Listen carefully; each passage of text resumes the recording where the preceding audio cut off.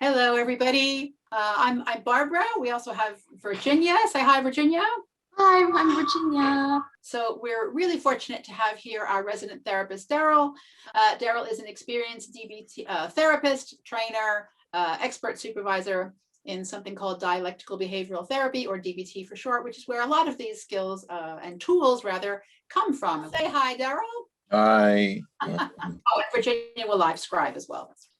So MindSET is put together by a collection of therapists, staff at Body and Soul, and people like Virginia and myself, people who have lived experience of mental health. To learn the tools and knowledge to manage your mental health and well-being. We know what works, and we want you to have that too.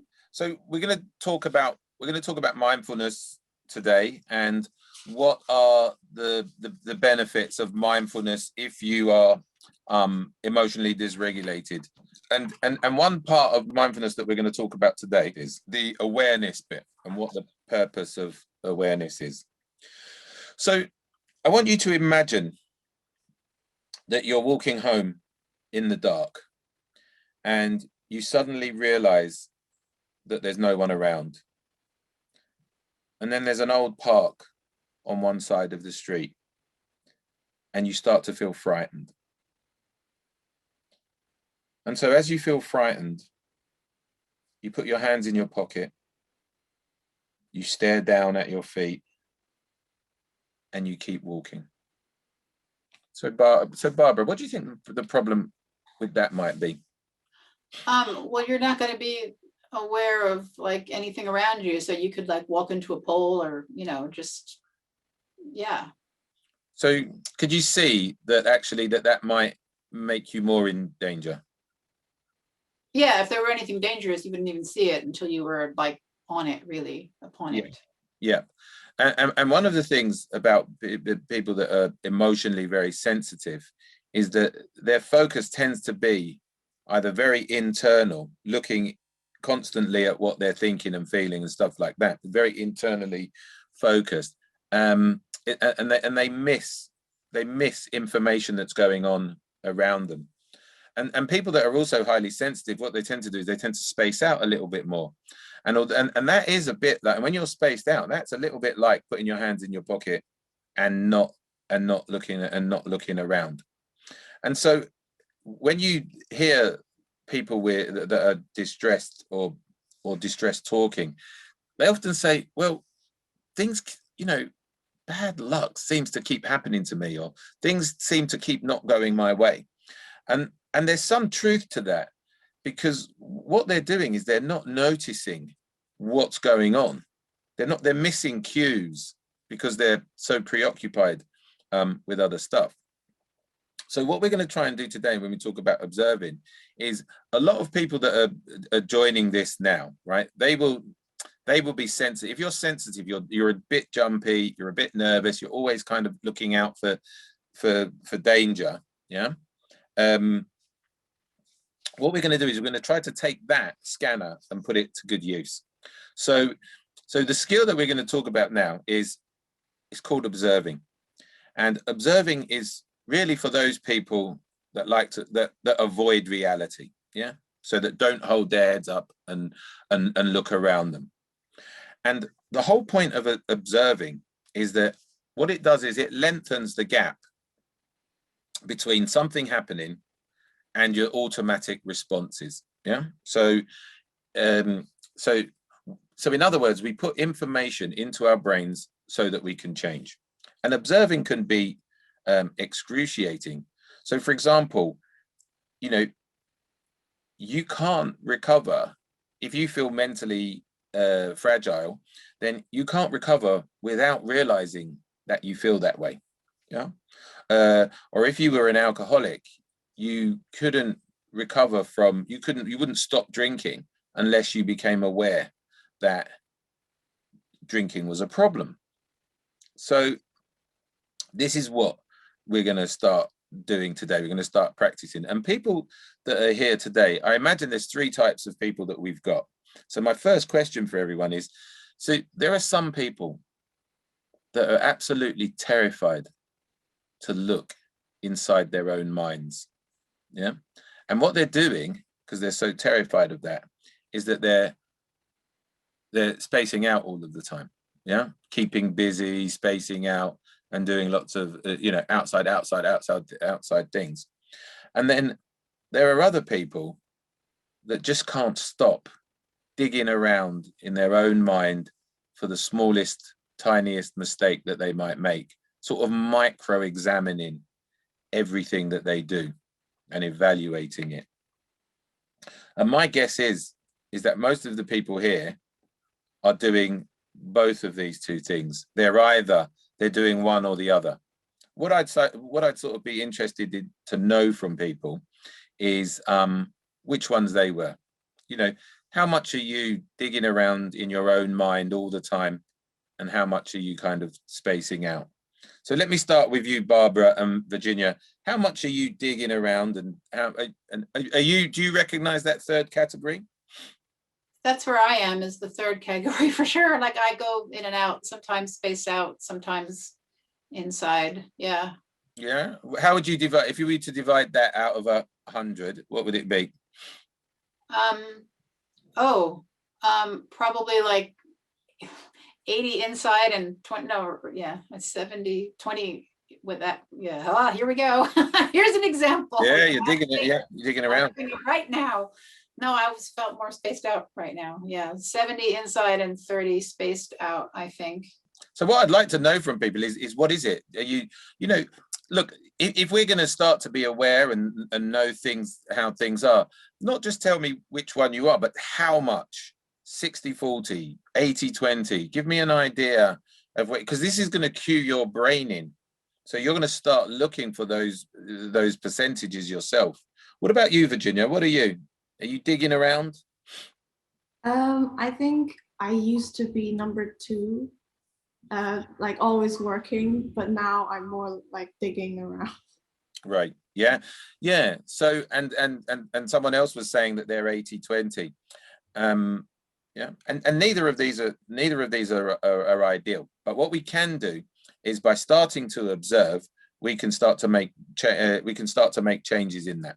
So, for example, people that dig around in their own mind, but people that dig around in their own mind, when they notice themselves digging around in their own mind, what they would start to do is they would start to try and come up and out of their mind. So they would start to look at things outside of themselves. So they would look at, they might watch clouds, they might organize their bookshelf, they might do chronological sequential tasks of stuff, they might feel sensory things outside, looking at things, whereas some people, whereas people that are spaced out all the time, what they want to do is they want to be examining their body sensations and examining things inside themselves. So essentially, those that are digging around come up and out, head up, shoulders up, looking at detail. Those that are out, spaced out anyway, they come in, they start to understand those little micro movements in their body. It depends on the context. Yeah. So some people are spacing out when they're with their family. Some people are digging around when they're in their family. So it's to start to learn that. So then, Darryl, sorry, if you were saying that the diggers want to come up and out and the spaced out people want to go in, but what about the people that do both? Well, you have the answer, don't you? Yeah. So that's why you need the awareness. That's why you need the awareness to know which one you are. If you're mostly spaced out, you would be practicing body scans, sensory awareness. Whereas if you're digging around, you might be looking around, you noticing all the different shades and tones of colors. You might observe sounds, you might pick up smells, you might notice your breath. So the idea is to actually start observing, but without putting labels on stuff. Yeah. When we observe something, yeah, it's before words happen. And I'll give people an example, right? So what I want people to do is I want you to just sit there and see if you can just sense your stomach. Just see if you can sense it.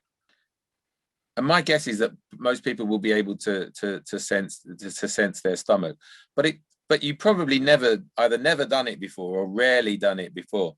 So it's something that is it's something that's intentional, but it'd be very hard to put words on what that sensation was. Yeah. And observing is what happens before you put words on things. So basically when you observe, you can't do anything else. Jithan says, a question on observing the surroundings for opportunities. How can I become better at recognizing them and when to act on it? I'm very bad at recognizing opportunities, sometimes often recognizing them years later. Okay. Well, so what you would do, Jithan, is start by just when you observe, when you look around, whether it's whatever sense you use, try to get the smallest details. So what you can do is neurologically get your brain start to practice, and I'll give you some ideas. So like maybe listen to music, but only listen to one instrument in the song and keep focusing on that. Or maybe you can smell cooking, but try and pick out a particular ingredient in the cooking. Or if you're looking outside at trees and things like that, don't try and pick one leaf to look at. Try to put one part of one leaf. And hopefully we'll put up some practice exercises for people to do while they want to practice observing. Because observing is about stepping back and up and looking at a situation. Yeah. So and it's also part of training the mind. Yeah. So what we're doing is we're increasing our awareness. Yeah. So we pay attention on purpose and to what's going on. So that's how Jithan would start to do this. Yeah. Some people do it with their thoughts. Some people do it with clouds. It doesn't really matter. Yeah. As long as you start really honing in on details. Yeah, we'll give people some ideas on the Instagram page for that. Yeah. Yeah. Yeah. And the last thing I'll say about this is that this skill is particularly good for shaping the amygdala. Yeah. And the amygdala is the back part of our brain that's where fear is. And this amygdala only really has one purpose, which is to keep us alive. And it's in all humans and most animals. Yeah. And this hasn't changed in thousands of years. And what the amygdala is really good at is it's great at keeping us alive, but it's really terrible at assessing threat. Yeah. And that's why lots of you feel anxious or feel fearful all the time, because your amygdala is overdeveloped and oversensitive. So if we go back to the park and we lift our head up and we look around and we notice our surroundings, yeah, we may feel slightly more frightened, right? But actually in the long term, we're much more able to cope with the threat that comes. One question from Amna, what if you become hyper aware of your surroundings and become more anxious? So that's a good question. Yeah, keep doing it more and more, and keep looking around and see if there's anyone around you that's going to kill you. Just keep looking around and see what it is try and see what it is. What are you frightened of? You'll be able to see it, right? Anxiety is fear. So if you look around, where is the threat? Is there someone walking up behind you with a knife? So keep looking. And that process of keeping looking allows your brain to change. Because what you'll probably do is you'll probably see that there isn't anyone with a knife coming to kill you. And that's what you want to do. That's how you change the brain. Yeah. You keep noticing. It takes a while, right? Lots of practice. It's uncomfortable. It's uncomfortable, but you would just keep doing it. Ask yourself, what's the threat? What's the threat here? You can ask yourself, what is the threat? What is the threat? I'm sitting in a room now, and I can feel anxious speaking on a camera, but what's the threat? If I look around the room, there's nothing. The ceiling's not going to drop on me. So keep doing it because it will help reshape my brain. So we hope you've enjoyed today. Thanks again for being with us. And Thank until you for all the questions. Wednesday. And remember, you are not alone. You can even email us any questions, burning questions, at mindset@bodyandsoulcharity.org. And once again, just a reminder that MindSET is not designed for crisis support. So if you find yourself in crisis, please go to your nearest A&E department or call the Samaritans at 116-123. Keep working on your mindset. Bye.